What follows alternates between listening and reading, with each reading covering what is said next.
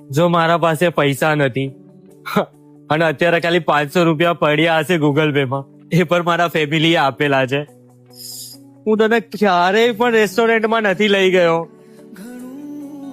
હું આજકાલના છોકરાઓ જેમ સ્માર્ટ પણ નથી, મારા પાસે જોબ નથી, હું તને આમાં કેવી રીતે ખુશ રાખી શકીશ?